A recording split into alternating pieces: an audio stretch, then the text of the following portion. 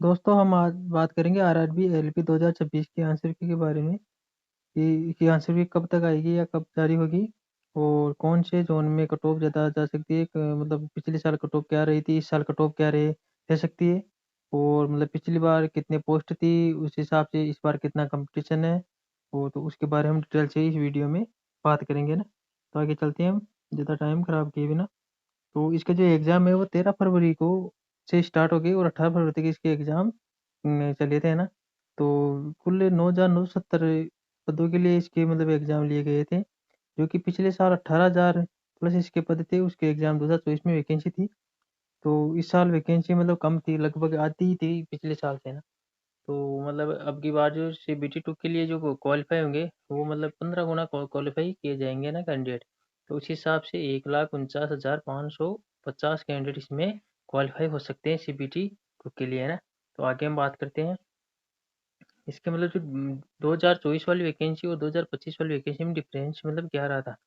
तो जो दो 2000 जो 25 वाली वैकेंसी है उसमें 9,970 पद थे, और पिछली बार जो 2024 वाली वैकेंसी थी उसमें 18,000 पद थे ना। एग्जाम पैटर्न की बात करें तो पिछली बार वाली जो 2024 में जो एग्जाम पैटर्न था वो सही था। अब की बार जो मतलब इसका वेटेज है ना, मैथ और रीजनिंग का वेटेज ज़्यादा किया है ना।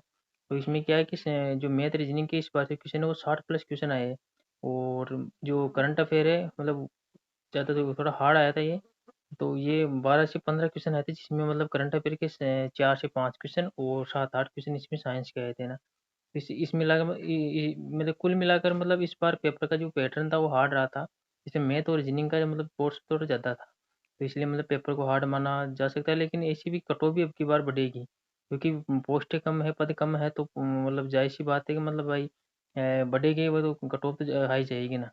तो आगे बात करते हैं हम इसके मतलब जो एवरेज कट ऑफ जो पिछली बार रही थी मतलब 2024 वाली वैकेंसी में आउट ऑफ 100 में से। तो कि पिछली बार क्या रहा था, तो जो जनरल कैटेगरी यूआर उसके लिए 48 से 52 रहा था, है ना।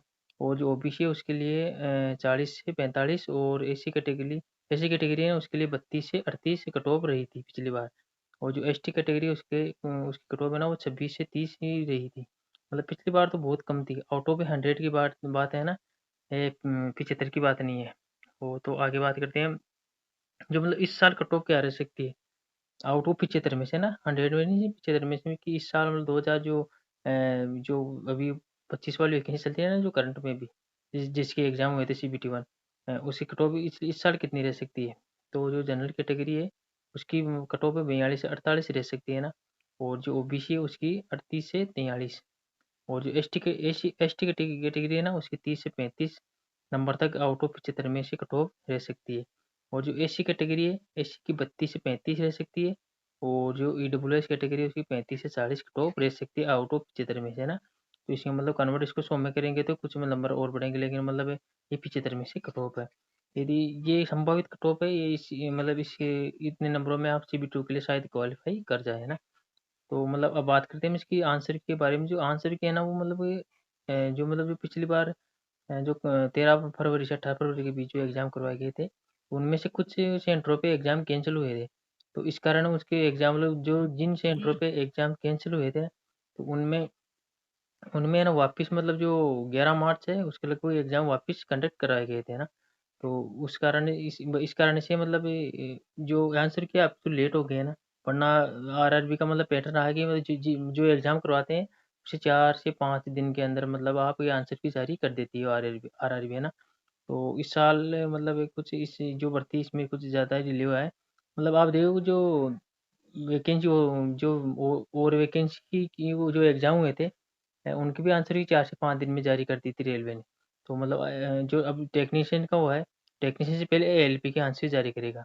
तो मतलब मान लो कि ये वीडियो आप तक पहुँचे उस टाइम तक ही मान लो आंसर की आ सकती है, क्योंकि आज या कल में पूरी पूरी संभावना है कि आंसर की आ जाएगी शायद एएलपी की। ठीक है ना।